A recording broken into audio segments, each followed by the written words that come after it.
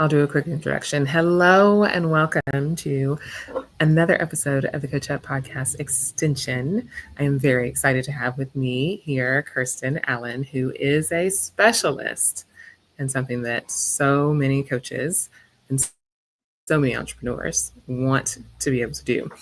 I am not going to take any of her thunder. So, Kirstyn, I'm going to have you introduce yourself, tell people who you are, what you do, and then we'll get into our topic of conversation for today. Sounds great. Well, thank you so much for having me. And as you shared, my name is Kirstyn Allen. And essentially, I work with business owners and entrepreneurs to help them get into the corporate space with their brilliance, whether that is in speaking, corporate training, and really designing what they already have and turning it into an amazing corporate offer. Some of my background has been in the B2B space for over 7 years in my professional career, where I have sold to the tune of millions B2B and now have a substantial experience in entrepreneurship and blending both that passion into the career that I've built and what I truly see entrepreneurs having as an opportunity to get into corporations, into these frameworks and programs and forthcoming books and all the things that I've been able to do as it relates to this corporate contract world. So I'm excited for the conversation. Absolutely. And as you said it, right?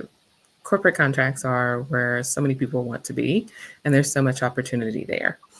And in the corporate contract space, though, a lot of people get scared. Some people may not use that term. They may not use the term fear, but fear is essentially what is the undertone of procrastination or procrastinating on even approaching these kind of clients. Uncertainty about what to say, uncertainty about, are they going to accept me? Do I have the qualifications? And so our conversation today, for those of you all tuning in, is we're talking about what are those fears that are holding you back from landing corporate contracts for your business in whatever area your expertise is. And Kirstyn, I love that you said that, whether it's speaking, whether it's coaching, whether it's engineering, whatever it is that you do, consulting, there's a space for it with corporations. And so it applies to everybody, but there are fears that hold people back from taking advantage of this. And so kick us off. Tell us one of those fears that you see your clients have when it comes to pitching themselves, even approaching corporate clients to win those contracts. Yes, I would say the biggest one that I hear most often is, oh, it's big corporation and little me. And how am I going to be able to have a conversation with this organization that has all the resources, all the people, all the things that my organization may not have? And how can I still position myself as someone that they should hire and pay whatever amount that I'm charging for my services? I would say that is like one of the key ones that I hear, in which is one, of course, a valid feeling. But I also like to let people know that when you're working with corporations, the person that hires you is just the same person that you'll see on the street, or as you're having a conversation, or, having a talk with a friend. Like, they're a person. You're not knocking on the door of some big glass organization or tower that we see as we drive on our highways and saying, hey, what opportunities can we work together? You're literally connecting with a person. So, yeah. Yeah, I think people forget that. I know I have been guilty of not thinking of it that way, of thinking, oh my goodness, it's Microsoft, or oh my goodness, it is Walmart or whomever, and not realizing that just as you and I are having a conversation, that would be exactly the same way I would be having a conversation about possibly working with this corporation with another person. And so I think I really like that approach. So, but even though people say that, I would imagine there's some ways that you help your clients to say, okay, so how do I distill that down so that it feels more personable? Are there any ways that you help them, or you help them navigate that? Yeah. So the first thing is really helping them to recognize the value that they already have. I think that it addresses half the battle, because when you can see yourself as what you do have is versus what you don't have, you already put yourself in a more, you promote yourself essentially. You go from feeling like the person of lack and the person that's like, focused on the negativity or the not haves, to saying, wow, I actually do have value here. And I think a part of what I do, even with those who aren't working with me, those who are just in my community, is one of my goals is to empower and show people the value that they're already sitting on. Like, where companies have huge gaps, where someone like you, I, or anyone listening to us could be the answer to those problems that they're having. And so I think the awareness of that is, again, half the battle, and something that really helps clients see, like, oh, organizations actually do need this. Or if I send them an opportunity to just show them, like, hey, here's what these organizations are looking for. And this is just like a dime a dozen. Like, there are so many organizations, whether it is our traditional for-profit corporations, there are nonprofits, there are schools, universities, government agencies that need our work. And so that's one piece that's really big. And then the second piece is helping them understand how to even navigate the conversation and speak the language. One thing that I also tell people, no matter where they are in my world, is that organizations are not looking for you to be an expert in what they do. They need you to be an expert in what you do. And so helping them to really understand, you don't need to know the whole ins and outs of how they do their business. You just need to know how to speak about what you do in a way that aligns with their priorities.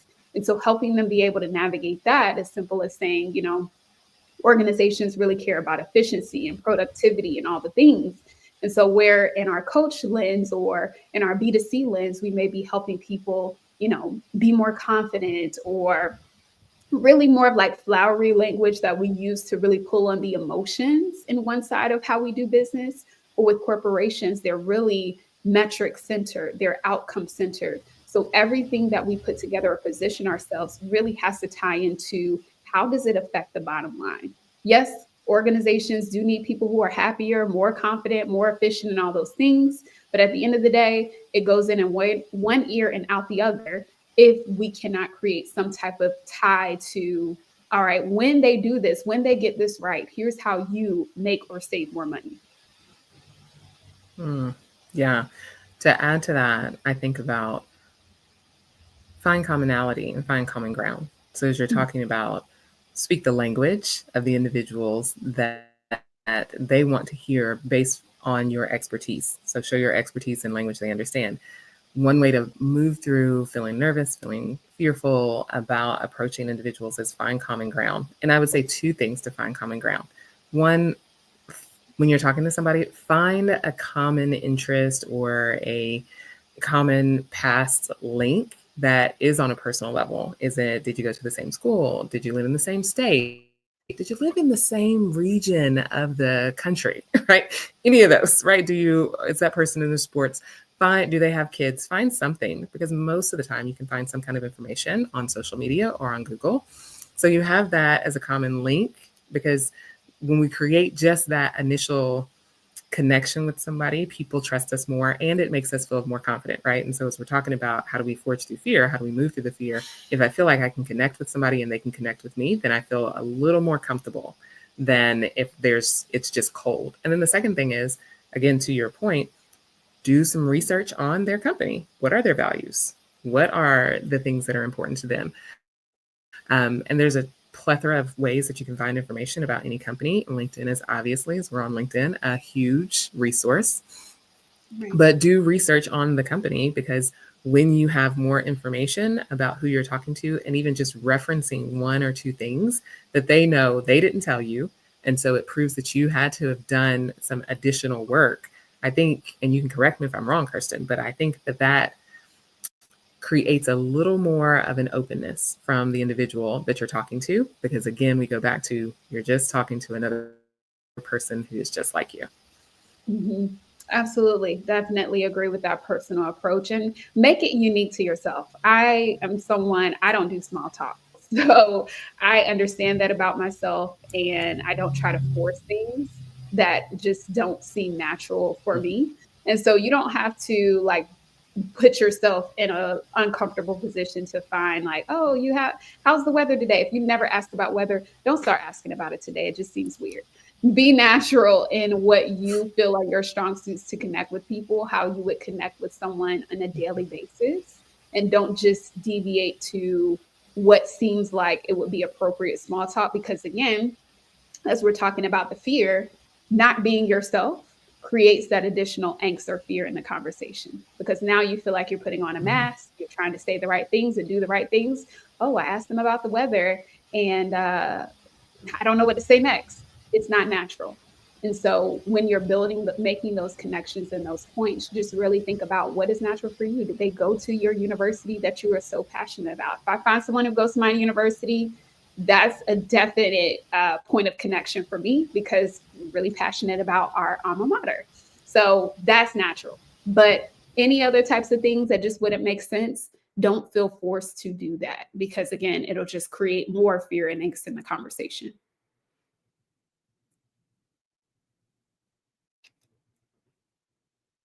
Comfortable. Okay. And I think we're back. Yes. You're back with me? Yes. Yes. Okay. It's a great point. Go with what's comfortable. As you said, connect as you would any kind of day. Any day of the week, how would you normally connect? And Yeah. the more comfortable we are, the more confident we are, right? And any information that can help you be that way and used in the way that is comfortable for you, absolutely use it. So you talked about make your clients knowing that, okay, I'm just talking to just another person, right? I'm going to talk about my expertise, not what the company knows, what I know. But I can, in talking about that, I would imagine that there are fears that you encounter with your clients that they think maybe they don't have enough to offer yet to go after a corporate contract. Mhm. Do you Mhm. find that with your clients? 100%. Yes. Okay. Talk to me about that. Yeah. So I think that when it comes to people feeling, they feel encouraged or inspired to go after corporations after they see what the income potential is or the opportunity is.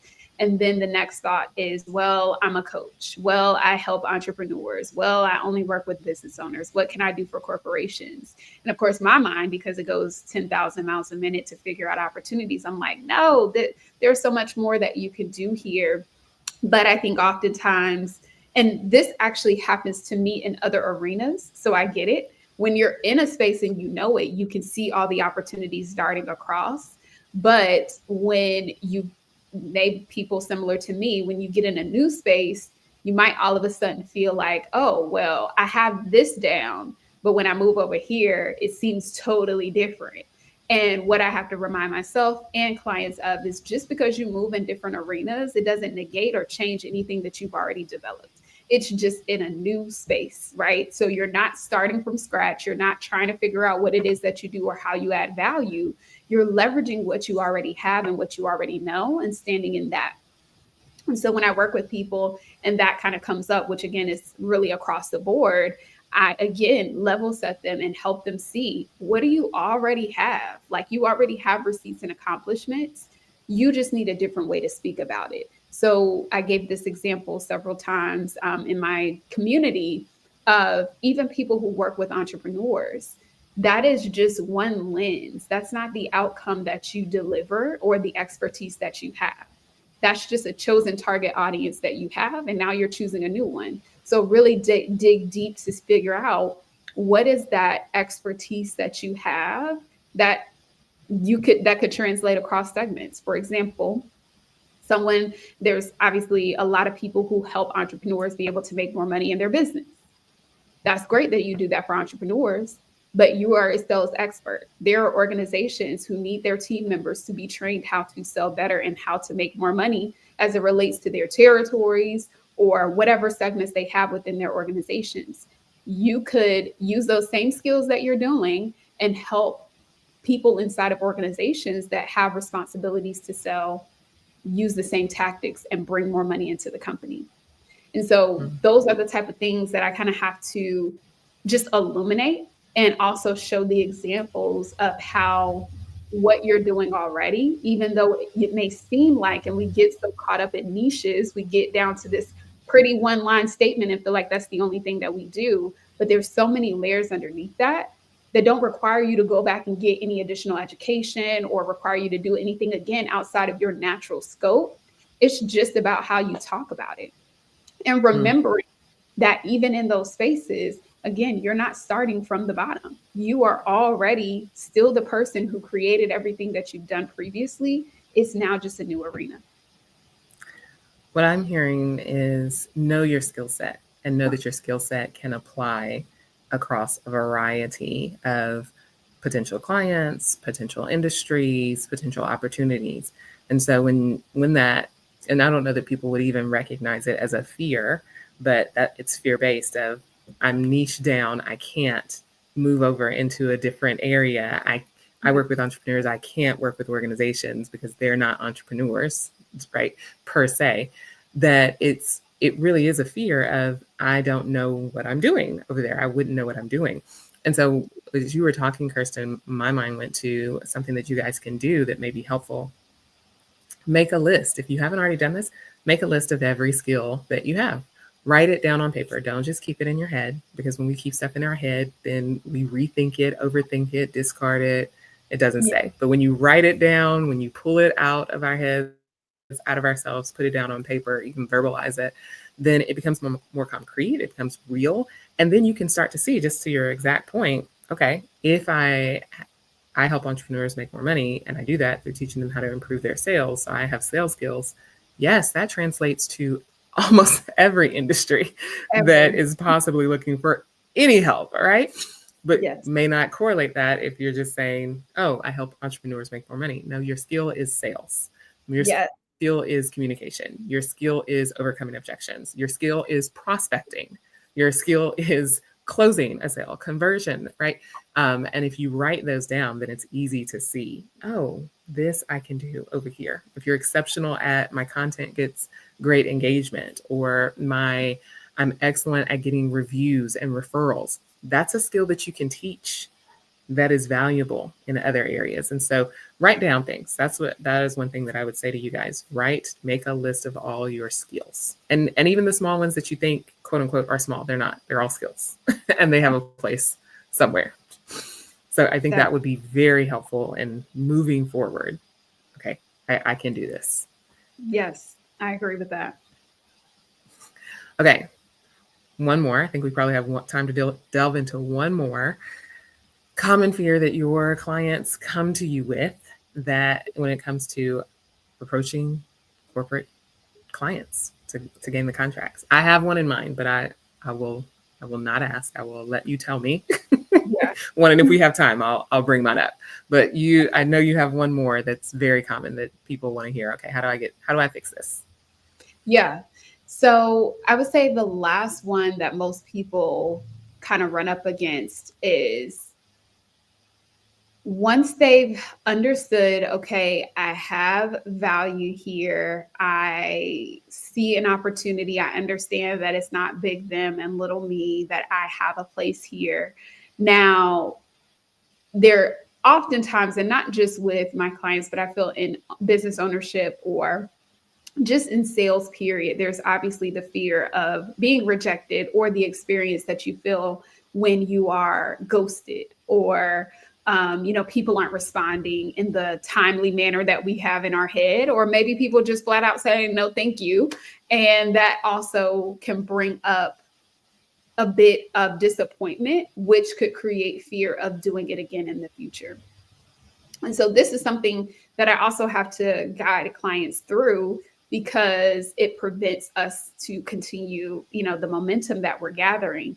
And so one of the key things is to first level set them on, like, hey, it is not likely that you're going to send the first email and that's going to be the 100,000 or $1 million contract that you want it to be.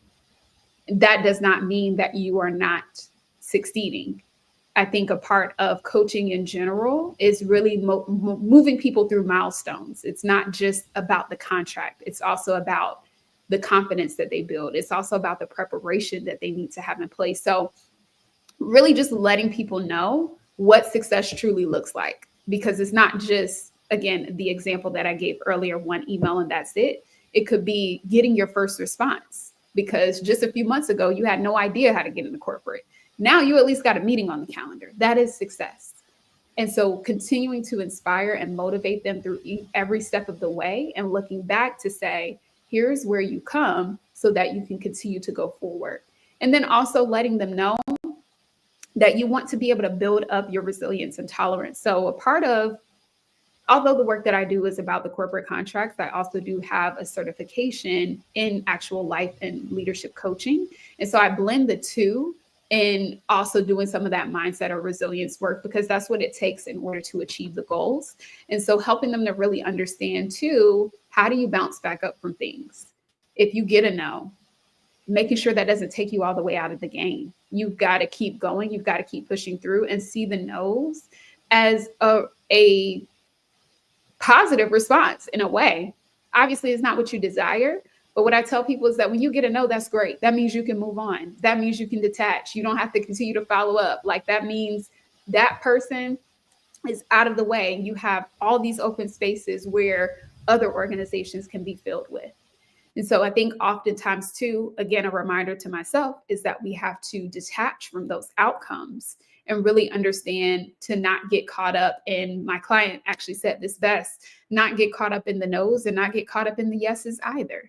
Just remain neutral in the entire process. And it's not something that just happens overnight. It's through practice. It's through experiencing a certain amount of no's in order to build up that resiliency, in order to say like, okay, yep, this didn't hit, but I've got this going. And final thing that I'll say is that I also give clients a process that they can follow on a weekly basis to continue going. And so I tell them, like, even when you have a call booked on the calendar, even if you got a contract that you're signing today, that does not mean that you stop the outreach process. That doesn't mean that you stop booking calls, that you stop putting yourself out there. You continue along the process so that if anything should ever fall apart, again, your resilience has built up enough that you're still going to continue going through with the process and seeing it all the way to the completion. And so those are some of the things that I walk them through and also give them the tools for to do even when I'm not around. Because I think our biggest threat sometimes of fear or just things that come into mind to try to get us off track happen when we're not in a coaching session. And so I also have to remember to give clients the tools and skill sets that they can use when I'm not there so that they can move through those fears and continue to do the work because I'm only a supporting character. They are the hands, they are the executors. And so I want to make sure they're prepared for that. Excellent. Okay. So I love this fact that you talk about combining the resilient mindset along with the actual process, right? Because so often when we think about fear, obviously it's all in our minds. Fear is fantasy. It doesn't actually exist unless we create it, all right? Because two people can be in the exact same situation and one be completely unafraid and the other one be paralyzed with fear. And so that mindset portion is so important. And the resilience, like you said, to keep pushing, to keep going. You have a meeting this time and 3 months ago, you didn't even know where to start. That only comes through effort. And so I think it's so important that we remember that and recognize that, right? It is going to take a shift in my mindset in order to do this work. I also think that knowing the data is helpful as well. As you were talking about rejection, I was thinking when I was years ago, I was in Mary Kay, and it's a direct sales company. And we talked a lot about the numbers of how many calls it would take in order to schedule an appointment, right? How many people you would have to make an offer to in order for them to join your team in the business. And knowing those numbers, Kirstyn, okay, so I know I have to talk to 20 people in order to get one person to say yes. Okay, I'm okay with the other 19. Now, if we get to 21, I might start feeling some kind of way. But in those 9, right, 1 out of 20, those, if I'm getting 19 no's, I'm like, okay, that's fine. All right, I know. I just keep going. And so knowing the data, and you probably have those numbers. I know everything is different. Everything is niche, right? Or not niche, everything is unique. But data comes from, in general, having coaches like you who work with clients specifically in this space, you've seen and you know from your clients, how many calls did you make? How many emails did you send that you finally got your first yes for a meeting? You finally got your first contract. And there's an easy way to do those averages for then you to be able to say to somebody, on average, it takes about 47 emails or 47 phone calls in order for you to get your first meeting. I want you to operate within that. And that helps to take away that fear of, oh, I didn't get $100 million offer on the first email. It Right. must be me. Yeah. Right. And It's not. Yeah. And I'm like, So you I gotta think also try. knowing that data is good. Great. Right? Okay. Let's celebrate the wins. I must say it's so good to illuminate. I loved you use that word earlier. Illuminate what's really going on and what's really behind the fears that cause us to get stuck in attempting something new, in going after things that can be very lucrative for our business, for our families. And corporate contracts are one of those. And so when we shine a light on those things that may be holding us back, then it helps us to recognize, okay, I know what it is, because one of the first things to addressing fear is acknowledgement. And now I know what action I can take so that I can move through that. And you've done an amazing job of highlighting some of those main things that can be fixed, as the title says today, in order to finally land your first corporate contract or any corporate contracts. So, Kirstyn, will you please tell people where they can get more of this information from you and how they can work with you? Absolutely. So if you're watching this, you're probably already either on my YouTube or one of my channels, whether it is on YouTube or LinkedIn. You can also connect with me over on Facebook. And so I do a ton of content there for my community, lives, and information to continue talking about how entrepreneurs and business owners and experts can get into corporate spaces. In terms of working with me, if you would like to come closer into that, you can visit our website at kirstynjallen.com, which the links to that will be somewhere where you can find that, and it's /WWK, which stands for Work with Kirstyn. But you'll find that when you go to the website, and you can check out our application and programs and services to work with us if you would like to get our support. And then outside of that, I continue to do content on my platforms where you can connect in. We do workshops and different smaller events where, again, you can come in a little closer, learn a little bit more, be able to execute and implement and get support. If this is something that you are looking to do, I would implore you to whatever ways that you decide to do it, whether it's YouTube, DIY. I didn't also mention my book, which is coming out, which will be a resource for individuals that want to get more of done DIY type of support. Do it, because the time is now to tap into these opportunities, and you have a place. Despite the fears, despite the apprehension, despite whatever may be coming up for you, even as you're listening to this conversation, there is space for you. These organizations need you. I, just coming from being a corporate professional and seeing so many gaps and seeing so many opportunities where the companies could have been better supported. I've seen it. I'm sure that you've seen it. I'm sure that all of you listening have been inside of organizations where you've seen very stark gaps. We are the people to fill those, but it won't be filled. It won't be addressed if we don't make ourselves known and make sure that we are positioned with these organizations as a partner who has the expertise that they need. So that's my soapbox on that. Well said. Congratulations on the book coming out. I Thank look forward to hearing about that dropping. And yes, thank you for the time and the information today. Absolutely. Thank you for having me.